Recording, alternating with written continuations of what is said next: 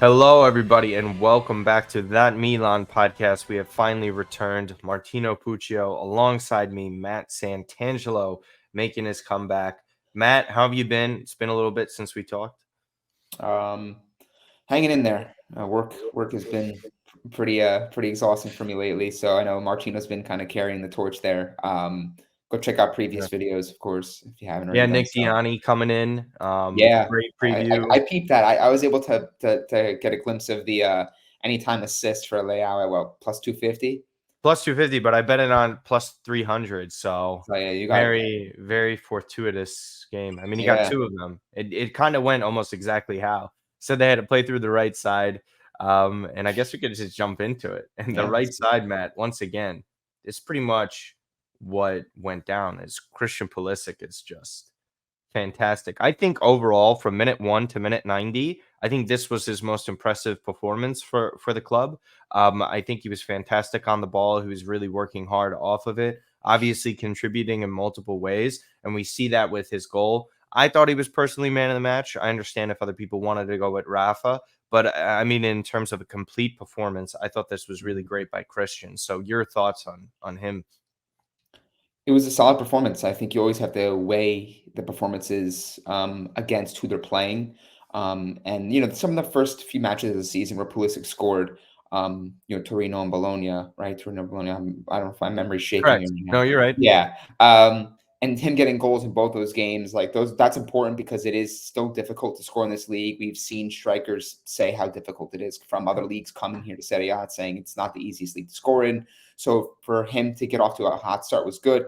And then he had a couple matches where I saw people, wrongly criticizing him, in my opinion, on some of the performances. Wasn't doing this, wasn't doing that. But for him to have this sort of moment at San Siro, as I was walking in to actually do this video, I saw the clip that AC Milan posted on their IG where his dad is in the stands, just kind of watching, and he looks Oh, very, really? very composed. And then he sees the goal go in. So I think this is Okay. it's really fun as an Italian American to see Yeah. Pulisic have such an impact so far, but also to see the Italians embrace him, right? Because you see like the reactions from like the people on Twitter, but also when Yeah. he comes off the field at San Siro, he's getting like a big ovation. Like they're really buying into a player like Pulisic, who Mhm. some people were mixed on when they bought him, right? They're like, it's a decent amount of Shocker. money. He has some injury concerns. He's had some good moments. He's had some not so good moments. So for him to have a moment like this, where even if he is man of the match for you, for some, he was one of the best players on the Yep. occasion anyway. So it's a really good performance. And this is what you want to see heading into some of the more tougher fixtures coming up. Of course, Champions League, yes, but also Napoli and Juventus are right about the bend as well. Yeah. And just to continue off of just this overall discussion of players that we thought were, well, not us because Yeah. we preferred these signings, but even Mhm. Yunus Musah is one of those guys. I think more so than any signing this summer. Um, because of what Valencia were last season. We talked about it with Matt Reed on his capabilities, so be sure to check out that video. I mean, Matt Reed just hit everything on the head with this. And then even other people that we've had on that were U.S. men's national team fans and Mhm. supporters as well. Everybody says the same thing about Musah. Obviously, this isn't a surprise to us, but physically capable of already dominating in this league. But just the overall confidence, and that comes with his experience prior to arriving to Milan. Yeah, listen, Valencia is a respectable club in the manner of historical references. But if we're talking about the past decade or so, Valencia are really a train wreck, and it was highlighted last season. And I think kind of the negativity surrounding Yunus Musah's transfer was because of how poor Valencia were. But if you kind of watched it, you're like, why are we blaming the 20-year-old for this situation? And that's something Matt Reed highlighted. But we've seen the instant impact when he's in a really good club like Milan, and he has a position that as we saw yesterday, Adley comes off, Musah's on with the RLC situation. We could have seen, and Pioli commented on this post match, we could have seen Musah drifted centrally, but he stayed out wide. And Pioli was kind of talking like he's a box to box midfielder, and that's what we want him to do. And to be quite honest with you, that type of physicality, where if we would have seen Loftus Cheek last season, he comes off, we see the noticeable drop off in physical gifts between Milan's midfielders. They can go six guys deep right now. And we'll get to the other midfielder of the week, by the way. But just Musah's overall impact almost instantly, because he's getting thrusted into these lineups. It's not necessarily he got the start against Verona, but he's kind of been thrusted in here in situations where he seems prepared. He's ready to go. First half yesterday. Overall, Musah, your thoughts on him? Because I think he's been a pleasant surprise. Very impressed. I think, the first couple games you were waiting to see what he can do over a full match, because it's a different type of feeling coming in from the bench versus starting from the onset. Knowing, in the build up to the game, hey, I'm the starter. How do I mentally prepare myself? How do I get myself physically ready for this, which is going to be, 70 to 90 minutes, give or take. Correct. And, even in those moments where he started, he's been, very, very strong for us. And I highlighted on my Twitter account, I kind of posted his stats. I gave my, Yeah, your lowdown. Yeah, the Twitter gave you all those functions for the fonts, and you want to run wild with it. Yeah, Go ahead. I went dummy on that. But yesterday was, I just kind of wanted to highlight that because Ruben Loftus-Cheek goes off injured in the 25th, 26th minute, Yeah, somewhere around there. around there. Yeah. And Musah just comes in and immediately inserts himself into the match and makes an impact. Ball carrying, progressing the ball forward, knowing when to make those take those risks or those calculated risks going forward with the passing or his runs, but also knowing when to stay back. And he covers so much ground. And that's kind of the same similar feel I got yesterday with the performance of Reinders, which I know that's probably the other spoiler alert midfielder. It wasn't. There's so many guys to talk about. I was just like, man, we didn't even talk about Okafor yet, but keep going. But with Musah, like, it's again just reiterating back to my point about the excitement that people are feeling around the new American signings. Like, both these players, people were mixed on. They didn't really know what they were getting. The fees were, upwards of almost around 20 million. So people were thinking, well, we need a defensive midfielder. We need a more, sure thing at right wing or left wing. Pulisic's not the guy. And both these players have already made impacts through 6 matches. Yeah. And I think the beauty about it is this was even mentioned on Paramount, post match was, Ruben Loftus-Cheek can go out, and you just mentioned it here. And then there's like a luxury when you can put in a guy like Musah, who brings a lot of those similar traits, and the regression doesn't show in how we play. Correct. We're able to play and maintain that same sort of level of football. And it's interesting because the first half was Moneyball, baby. What was that? I said Moneyball, baby. We got hate for backing this man. That's why people mention the algorithm. I just if I can give you my quick thoughts on the full match in general. I don't know if we were going to transition into that, but no, we still got more, because I still want to talk about 2 other players in this match particularly. Okay. So continue. Yeah, so I think that the first half was a little bit dull at moments for Milan. They had a couple instances, Reinders towards the back end of the first half. It was 0-0. It had the feeling of one of those games where it's probably going to take just one moment, and whether it's Lazio or Milan, some club having that individual moment to get the win. Yeah. But credit to Milan, they turned up in the second half. Rafael Leao, that was textbook Leao. Those 2 assists are textbook Leao. All the talk about the goals and what he didn't do in the Champions League for against Newcastle, and this is the guy that he's unplayable. He's unplayable. He's running at you. You're in retreat mode. He goes to the byline. He squares it with his left foot, his weaker left foot, and he gets basically this 2 similar assists or identical assists for Pulisic and for Okafor, who, again, Okafor comes off the bench, gives you a different look, and for the second straight game gets a goal. Like, it's refreshing to see a lot of these newer signings already jiving and making impacts and having decisive moments in their early Milan careers already. Like Okafor already. Pulisic, that's a match winner, man of the match performance in your eyes. Yep. Like that's so important, and that's so important for these newer guys who have gotten off to hot starts like they have. So a really professional, polished performance, especially in the second half. And it's great that we're able to bounce back after that miserable defeat to Inter and win three matches in a row. 1 goal conceded over those matches as well. No Okafor balling. Okay, so rewind it back a little bit to Cagliari. You instantly see the impact of what he brings as a striker with his versatility and just overall off-ball pressure. And I'm talking about his pressing in general. I mean, has just been phenomenal. It's night and day with Giroud. We knew that would be an instance there. But, I mean, even his finish against Cagliari, I don't think people really notice how he rolled the ball with his right foot off to his left, and then he Yeah, he finishes did. Yeah, hard with that's it. nice. It's really difficult to do within that tight space. And again, with the Rafael Leao trademark on that assist, I think basically it's one of those things like a Hakeem Olajuwon dream shake. If you bite on it, like the Lazio defender, I think it was Maudicic yesterday, the Yeah. second you bite on Leao, you're dead. I tweeted out the video of that. Just something really cool, by the way, that was brought up on multiple accounts.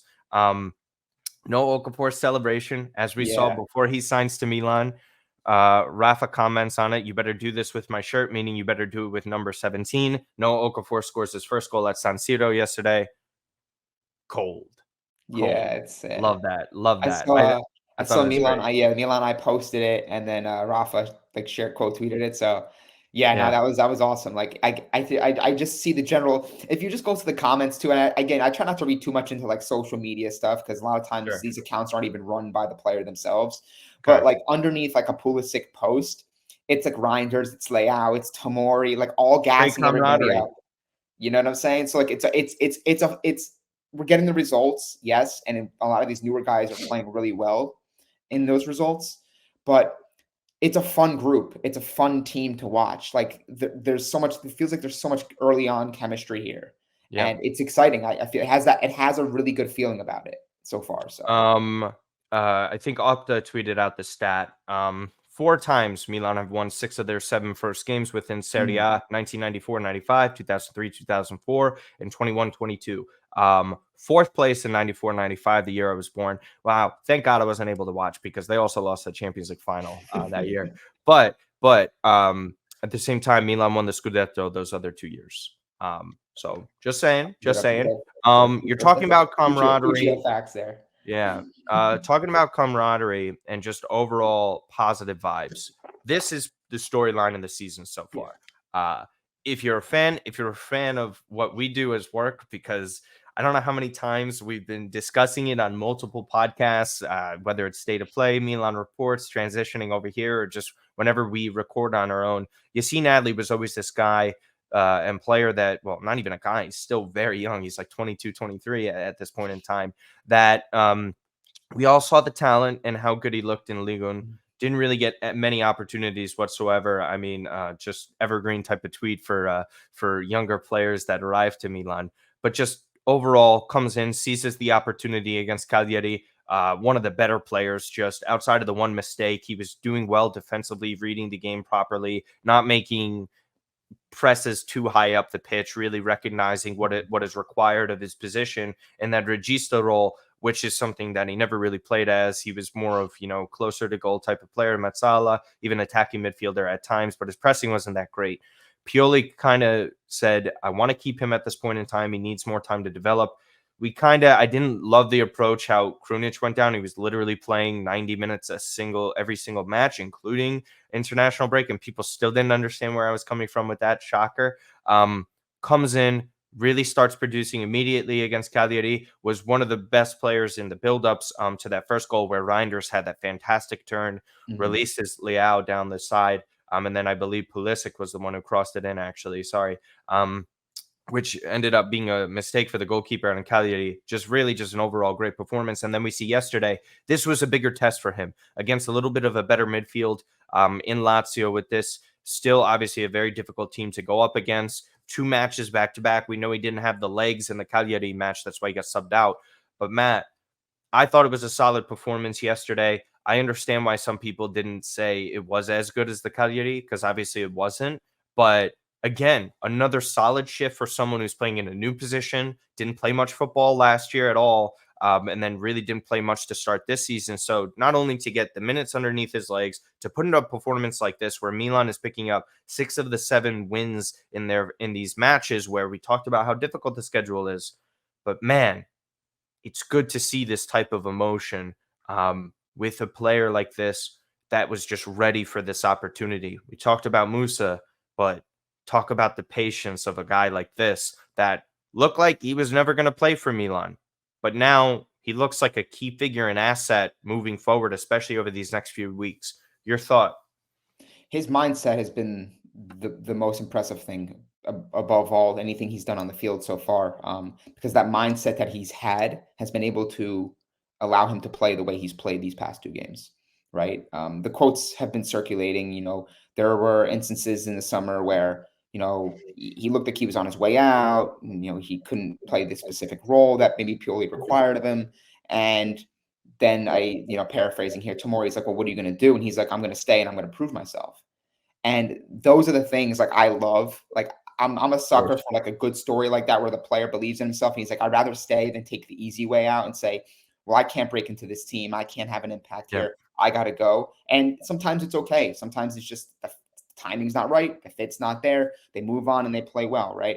But to see Adley like stick it out and have him get this opportunity this early in the season and make the impact early on, it's refreshing to see. And it makes it more refreshing because we understand how much he values playing for Milan, the value that the players around him have for him being there, even though he's not on the field and able to make an impact in the last year. So for him to have these moments, it's special. This is when a player really truly gets what it takes and what it means to play for AC Milan and wants to stick it out and wants to show what he's capable of in that shirt, and then he gets that moment and he seizes it. It's amazing. It's amazing to see, and him celebrating the Pulisic goal like he scored it. Like if you just saw that in passing, you would have think, man, Adley scored the match winner or the go-ahead goal. And just getting more so back to the type of performances he's had these past two games, with him doing what he's capable of doing in that holding midfield role, it allows the Reinders, it allows the Musahs, the Loftus-Cheeks to have that freedom to go forward because they know they're going to have an anchoring presence that can dictate at the base of the midfield. And it just strengthens the type of quality that we can have from a starting standpoint, but also coming off the bench. So right now, if you're a Milan fan, you're looking at any one-off game, and if it's coming up against like a Genoa, for instance, in a mixture of some more difficult matches, you're thinking, we could put Musah, we can put Adley in there, we could put Pobega, and they'll do the job. We didn't have that confidence last year. If one piece went down in a decade, dude, if we're or being Benacer honest. going down, you were like, man, like it's visibly showing that we're not able to maintain that same level of intensity in the midfield, dictation, possession, and overall command of the match. So when we're able to do what we're doing in these past two games like this, Loftus-Cheek goes down, there's Musah. Adley comes and starts in a tough match, to your point, right? At San Siro, he's getting that moment to start in front of the fans. He's wanted to prove that he is worthy of this opportunity, and he does it. It was really refreshing to see, and I'm happy that we're seeing it also from the coach in his comments saying like he's a starter. He's becoming a starter for me. Like 2 matches. It's taken him long enough, but Adley's arrived, and his introduction to this Milan team is being felt. Yeah, and just real quick, I want to just get to play it, but just see this emotion. Like you think The zone owns the clip. Look at that. Look at that. It looks like he's about to stop crying. I didn't want to play for too much longer. I don't want strikes. But I just want to make one real last point on this, and then we can move on to Dortmund and kind of wrap things up for the week here because I know you're pressed for time. I think what is most undervalued about this, I tweeted this, I was talking to other people about this. I even sent it pre-match to Ollie Fisher and Torgrud because of just kind of the question marks behind of this start against Lazio. Like, okay, step one, play really well against a side like Cagliari, but there's a big jump. There's a big difference in between those two starts there. Now, can you do it consistently? He did it once. To show up, do this. The technical ability passing, he's far superior than Krunic is. Krunic is a more experienced and better off the ball type of player, better defensively. And even then, he's shaky because we've seen that. I think Adley was a little fortunate not to get a yellow yesterday. The first foul of the game against Luis Alberto was clearly a yellow. He was very fortunate it happened that early. But you still love that. And he still pressed forward in certain opportunities, been pretty good on set pieces. But my point is this. When you have a player like Yassine Adley, Milan had some of these question marks heading into the season because we're like, if Pioli's not going to use him, then what's the point right now? There's other opportunities to get defensive midfielders like Dominguez, but now we can go 3 deep at almost every position in the midfield. I would even argue as to this point in time, Pobega is the weakest out of all the midfielders, and that's a hell of a good spot to be in if you're a Serie A side like Milan, because Pobega is definitely capable of starting in multiple Serie A teams, and to have that as your last option on the bench as a midfielder, he's proven it in Champions League matches. I don't fully love the player, but I think having that as just that option is insane. And the overall point to this, and I'm not sure if you agree with this, but this completely changes the dynamic of what Milan are able to do on the transfer market, because there's holes on the pitch where maybe not as many. Center back long term, striker obviously to replace Giroud. We know Jovic is on a loan. Okafor's look great to start. A backup at left back, maybe a longer term solution at the right back position. I'm serious when I say this. Scalvini should be something that the club would be aggressive about.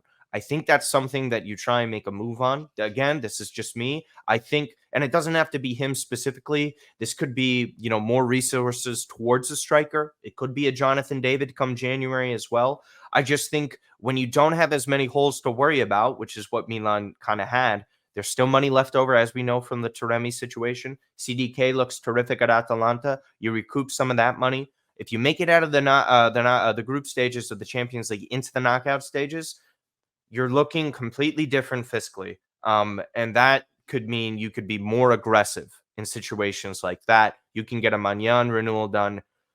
There's just so many less question marks about the overall squad at this point. And when you have Adley, Benacer, and Krunic 3 deep in one position, I mean, this is really shaping up long term. I'm talking about Milan to be really comfortable, in which you don't have to worry about some of the decisions you make. Meaning, okay, backup left back is very important, but as we could see, we could have guys that can come in and replace and do some minutes there. I mean, Florenzi, by the way, shout out to him, has looked insane every single time possible that he's been getting featured this season. Adley, Chaw, and Florenzi from last summer showing up for this team this year. And then again, every single signing that we've had this summer has made an impact. But just overall, what they're able to do, Matt, there's just so much more flexibility in the market now, because really the priorities, you could say, the reserves at the fullback positions, a striker option long-term, and a center back option long-term, and maybe a backup left winger, but Okafor is so versatile. It really wouldn't matter. Same thing with Pulisic. But that's where Milan's at right now, and that's a hell of a place to be. Your I thoughts? think no, yeah, I think you bring up a couple excellent points there. I think you really get a feel for how strong a team is based on not necessarily their first or second or third option, but like how good is their fifth or sixth option in the midfield, or hey, how does their backup option look in the attack? Right, we always talk about having a second team, right? Like the Manchester Cities, the PSGs, and Yep. in some of these games, you're like, well, they completely rotated their squad, and look what their rotated squad looks like, Yeah. right?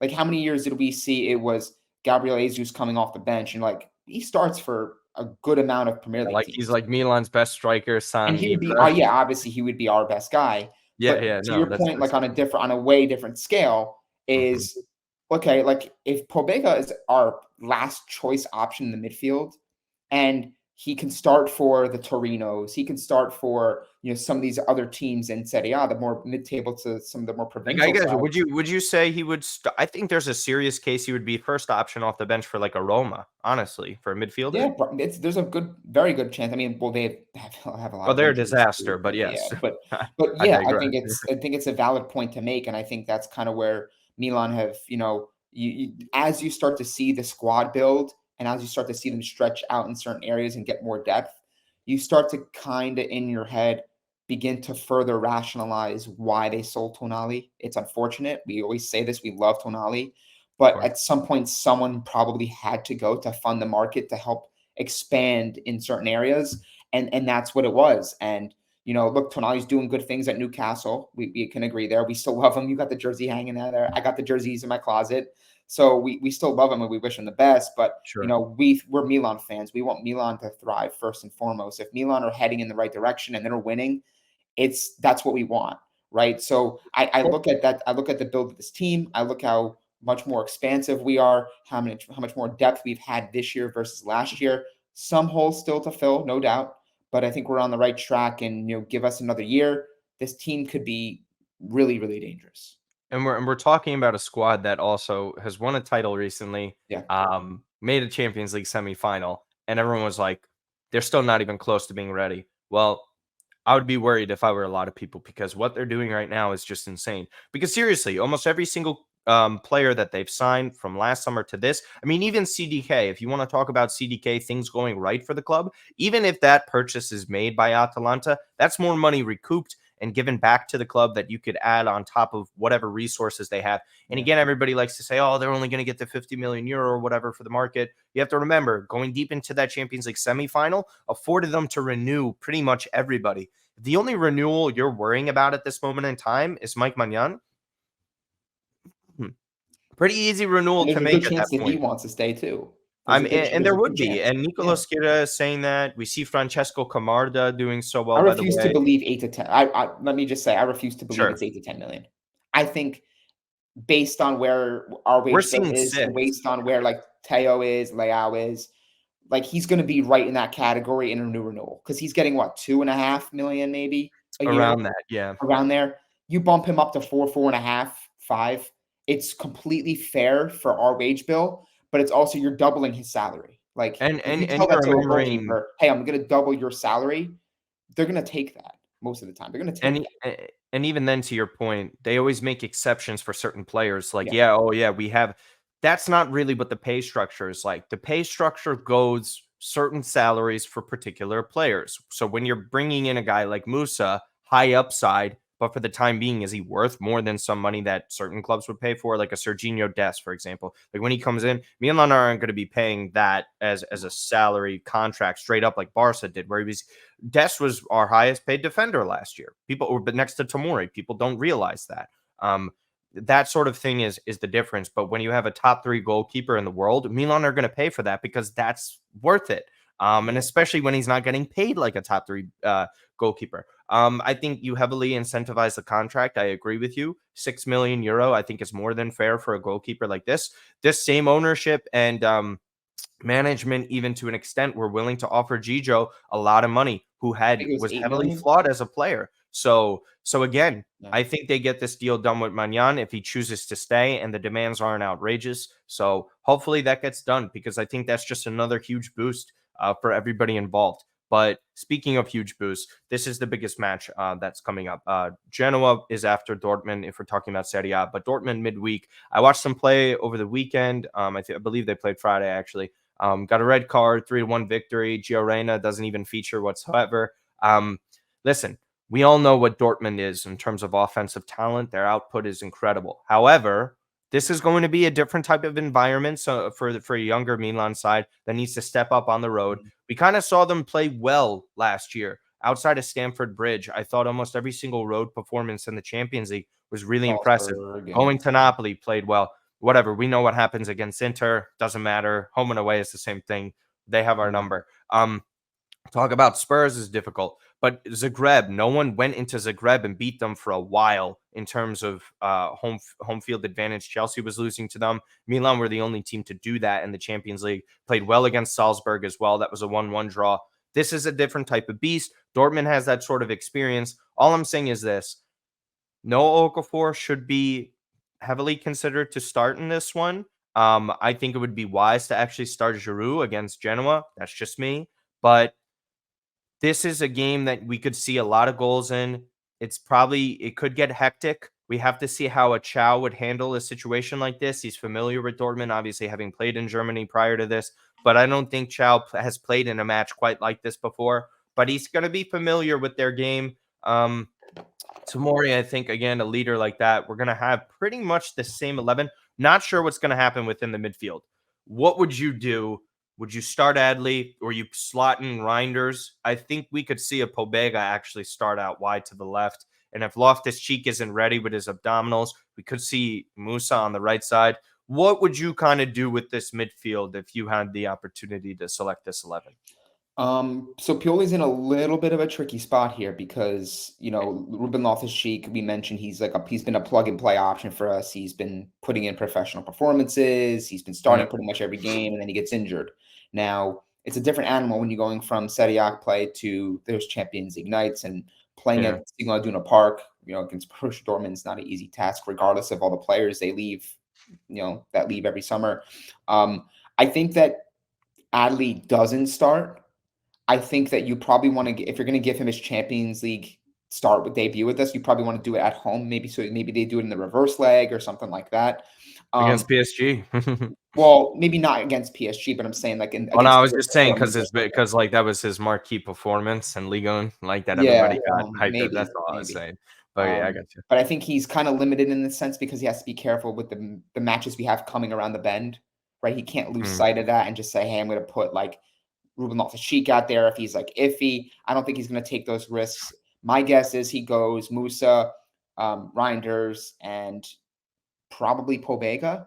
But it's weird because He got the start against Newcastle, so it's not outrageous. no, I think that in a match like this, you probably go with a little bit more of not the sure thing because I don't think people could categorize Pobega as like a sure thing player, but a player that's kind of been here before, has played He's enough a more more games. of a proven commodity over Right. someone So you like kind of have Adley, an yeah. idea. You're like, hey, he might not have this high ceiling performance. He might not have, but his floor is pretty high. So he'll give you like a Mhm. pretty steady outing. And I think Milan will try to kind of control the game in that sense, without taking too many like calculated risks when it comes to, well, let's put this guy out there. It's like, whoa, like this is Champions League nights away. This is not the easiest time for you to take risks. So with all that being said, I think we'll see a pretty similar lineup to what we have seen. I still think we do see Giroud start. I understand your call for Okafor. Yeah, Um, yeah, yeah. I No, still think it's going to I agree. be Pulisic, Leao, and Giroud up front. Do you Although think again, we Pulisic did see though? Chukwueze start in the Newcastle game. That's what I So was gonna say. What would you do with that? Because Pulisic can't get benched because I think he's playing so well, but Chuk does deserve more minutes because I think he was really good against Cagliari as well. I understand where he's coming from here. Um, would you be shocked though? But Pulisic against his former side getting that start too is just a hell of a storyline. What would you do? You I'd think it's probably give Pulisic? it. I'd probably give it to Pulisic. Okay. And then I think my thought process is you give it to Pulisic, then Chukwueze starts versus like a Genoa, something like Okay, that. so there is a little bit of an update with DiMarzio, by the way, and Ruben Okay. Loftus-Cheek. So he says next two games are in doubt due to his injury. There was reports and rumors of abdominal issues. I'm just gonna get the lowdown from sempremilan.com. So you guys go and check out that site. They're the best for English aggregate. The abdominal injury means Loftus-Cheek will miss games against Borussia Dortmund and Genoa next week. Tests will be carried out tomorrow to determine the full extent of the injury. Yunus Musah will likely replace Loftus-Cheek in both of these games. As a result, Adley could start yet again on Wednesday. It won't be easy. So Mhm. obviously Krunic and is there. I did see a report of the next international break that Krunic might be prepared and ready to go there. That's pretty frustrating to see as a fan that he's going to be ready to go, but like I understand where he's coming from with that. So again, it looks like Musah will get that start there. Huge opportunity for him. He's been in bigger moments. Honestly, he started against England in the World Cup for the US. So, not to say that he's not prepared for this. I think this is also where his experience as a young player comes in here. Mhm. But nonetheless, it's a big spot. He can get risk. I'm just a little worried about with the way Dortmund play attacking style and the inexperience of some of these midfielders that we have. Uh, I think I would consider putting Reinders as the six and have Pobega start. And then maybe later on in the match, you can get Adley in there. But yeah, Musah probably tipped the start there. I don't think there's anything else that you want to talk about with this match. So you think it's gonna be Chow and Tomori, or do you think it's gonna be Kaiser? Yes, I think Chow was properly rested for that. I think Kalulu clearly starts that game yesterday if he's healthy for it. This Yeah. has been a really unfortunate situation for him. I think Kier was a little shaky there, but again, when you come out with a clean sheet against a top four competitor like Lazio, I personally do just want to talk about our hot start out of the gate. We could give a prediction real quick, actually, for Dortmund. How do you think this one goes? I'm not saying I would be happy with a draw.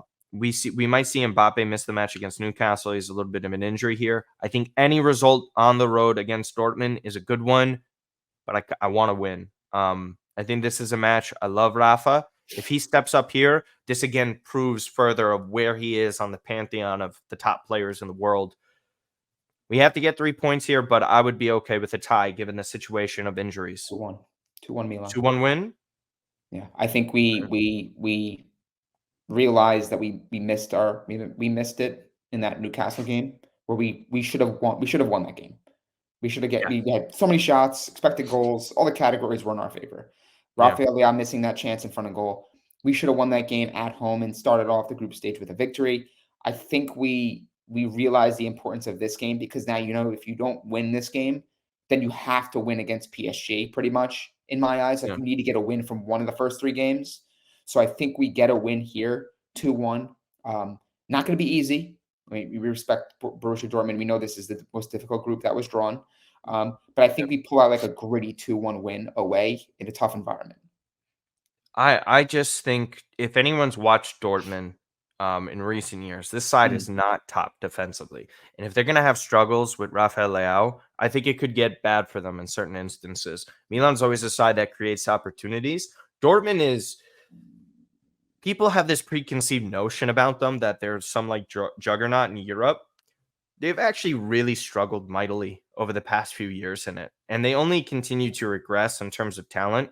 I think Dortmund has a ton of it, but overall, they're not a solidified top side. They almost won Bundesliga last year, but again, I don't know, not that impressed by them. Any other final notes that we want to talk about? Maybe just the Genoa side of things, if you really aren't that ready. I want to just discuss hot out of the gate. Lots of wins in these first few fixtures, really, before we wrap up here. You and I talked about it at length on how important it was to get off to a good start with this schedule. Milan have only lost 1 game this year, and obviously the highlight of that defeat was just a beatdown by your city rivals. But outside of that, almost every single performance is good. Picking up wins against sides that you need to pick up wins against, rotating well, like Pioli has done. I give him credit for that. I Yeah. think he did a good job against Cagliari and Verona, where everybody is stepping up. Everybody knows their role. You can't really pick out someone that's had a piss poor performance, in my opinion, that you're like, oh my God, that's one of the worst things I've ever seen. You really just point towards the intermatch, but that's a collective thing. But even then, Rafael Leao is going to have his best season for the club. And then again, we have a mobile striker that is capable of scoring. We'll see when Luka Jovic. I wouldn't be overly shocked if he gets more minutes. There's a reason he wasn't called up. He isn't physically fit. He wasn't really training over the summer with Fiorentina. But Matt, hot out of the gate, one of the best starts, like we mentioned. And in the separation between top 4 competitors this early in the season, where the difficult fixtures are starting to come up, it's incredible to do that. Head to head against the Roma clubs, picking up those wins is fantastic. Again, we're talking about what's really important in the long term for Milan on top of the short term. Long term is making top 4 again. Milan are incredibly well positioned this early in the season to do that. Yeah, I think there really isn't much more to add on there. I think, like the start here has been very important. We still have a little bit of a storm to get through here because obviously October, Dortmund. basically through Thanksgiving Yeah, is yeah. difficult. The next month and a half, I would say, is going to be very challenging for us. And this is kind of what I tweeted out after the midweek win over Cagliari. Like it's good. Pioli did the job rotating. The guys did the job. That's what you're supposed to do against these teams, right? If you deem yourself legitimate for silverware and major competition. So with all that being said, I think the Lazio was the first test, and now you have this patch of games here where it's Dortmund, it's Napoli, it's Juventus, it's PSG. Like this is really going to test Milan quite a bit, right? Because I think people can look and say, well, look where Roma's at, right? You played Roma, they're in free falling. That was, remember what we said, it was like the first true test. Yeah. And Milan dominated that game. I know it was 2-1 only in score, but It was Milan just dominated because that of the game. red card, yeah. And even the Lazio game, people could say, well, Lazio have lost 4 games already. Like this isn't a strong Lazio team.